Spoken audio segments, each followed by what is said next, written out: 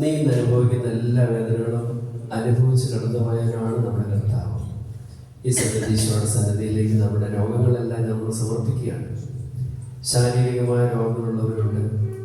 തലവേദന, സ്വസ്ഥമായിട്ട് കിടന്നുറങ്ങാൻ സാധിക്കുന്നില്ല, തിരിഞ്ഞു മറിഞ്ഞുമെല്ലാം കിടക്കുന്നു. വയർ സംബന്ധമായ രോഗങ്ങളുള്ളവരുണ്ട്. ഹൃദയ സംബന്ധമായ രോഗങ്ങളുള്ളവരുണ്ടാകാം. അല്ലെങ്കിൽ നിങ്ങൾ അങ്ങനെയുള്ളവർക്ക് വേണ്ടി പ്രാർത്ഥിക്കുന്നുണ്ടാകാം. ക്യാൻസർ രോഗം, ദീർഘസമയം നിൽക്കാൻ പറ്റുന്നില്ല, ജോലി ചെയ്യാനായിട്ട് സാധിക്കുന്നില്ല, നടുവിൻ്റെ വേദന, കൈകാല വേദനകൾ, കണ്ണിൻ്റെ കാഴ്ചക്കുറവ്, ചെവിയുടെ കേൾവിക്കുറവ്, അങ്ങനെ ഏതെങ്കിലും തരത്തിൽ രോഗങ്ങളുള്ളവർ, ശാരീരിക രോഗമുള്ളവർ, അതെല്ലാം കർത്താവ് ഇപ്പോൾ കൊടുത്ത് പ്രാർത്ഥിക്കാൻ പോവുകയാണ്. അതുപോലെ തന്നെ മനസ്സിൻ്റെ രോഗങ്ങളെല്ലാം നമുക്കിപ്പോൾ ഈശോയ്ക്ക് കൊടുക്കാം. പ്രത്യേകിച്ച് ഓർത്തോർത്തുള്ള ദുഃഖം, എപ്പോഴും ദുഃഖമാണ്. ആകുലത വന്നു കഴിയുമ്പോൾ മറ്റൊന്നിനെ കുറിച്ച് ചിന്തിച്ചുകൊണ്ടേയിരിക്കുന്നു, പ്രാർത്ഥിക്കാൻ പോലും സാധിക്കുന്നില്ല. അതുപോലെ തന്നെ എപ്പോഴും ഉണ്ടാകുന്ന ഉത്കണ്ഠ, അതെല്ലാം കർത്താവിന് കൊടുക്കുക. ഭയം, നിസ്സാര കാര്യങ്ങളെക്കുറിച്ചുള്ള ഭയം, അതെല്ലാം കർത്താവിന് കൊടുത്തുകൊണ്ട് നമ്മൾ പ്രാർത്ഥിക്കാൻ പോവുകയാണ്. പ്രത്യേകിച്ച് ഒരു രോഗശാന്തിക്ക് വേണ്ടി നമ്മൾ പ്രാർത്ഥിക്കുന്നു.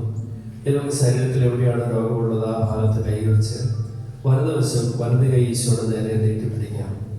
ഒരുപാട് പ്രശ്നങ്ങളുള്ളവർ, പല രോഗങ്ങളൊക്കെ ഉണ്ടെങ്കിൽ രണ്ട് കൈകൾ ഈശോയുടെ നേരെ നീട്ടിപ്പിടിച്ചുകൊണ്ട് നിങ്ങൾ ഈ പ്രാർത്ഥന ഏറ്റു ചൊല്ലുക. രക്ഷകനായ ഈശോയെ, എന്റെ രോഗങ്ങളും എന്റെ ദുഃഖങ്ങളും ഞാൻ അങ്ങയുടെ കൈകളിലേക്ക് സമർപ്പിക്കുന്നു. യേശുവേ, അവിടുന്ന് സ്വീകരിക്കണമേ, അവിടുന്ന് ഏറ്റെടുക്കണമേ, എന്നോട് കരുണയായിരിക്കണമേ. യേശുവേ, രക്ഷക, ഭാവിയായ എന്റെ മേൽ, രോഗിയായ എന്റെ മേൽ കരുണ തോന്നണമേ. പരിശുദ്ധാത്മാവോട് നിറയ്ക്കണമേ. യേശുവിന്റെ നേരെ നീട്ടി വാ തുറന്ന് യേശുവേ എന്നൊരു 3 പ്രാവശ്യം ഉറക്കെ വിളിക്കാം. യേശുവേ,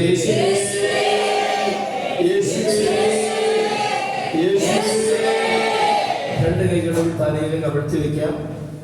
നമ്മുടെ യേശയ്യാ പ്രവാചകന്റെ പുസ്തകം 53-ാം അധ്യായത്തിൽ നമ്മളിങ്ങനെ വായിക്കുന്നത്, യഥാർത്ഥത്തിൽ നമ്മുടെ രോഗങ്ങളാണ് അവൻ ചുമന്നത്, നമ്മുടെ ഭാരങ്ങളാണ് അവൻ വഹിച്ചത്. അവന്റെ മേലുള്ള ശിക്ഷ നമുക്ക് രക്ഷ നൽകി, അവന്റെ ക്ഷതങ്ങളാൽ നമ്മൾ സൗഖ്യം പ്രാപിച്ചിരിക്കുന്നു. 1 പത്രോസ് 2:24 നമ്മൾ വായിക്കുന്നു, അവന്റെ ക്ഷതങ്ങളാൽ നമ്മൾ സൗഖ്യമാക്കപ്പെട്ടിരിക്കുന്നു. അതുകൊണ്ട് നമുക്ക് കർത്താവിനോട് ഇങ്ങനെ പ്രാർത്ഥിക്കാം.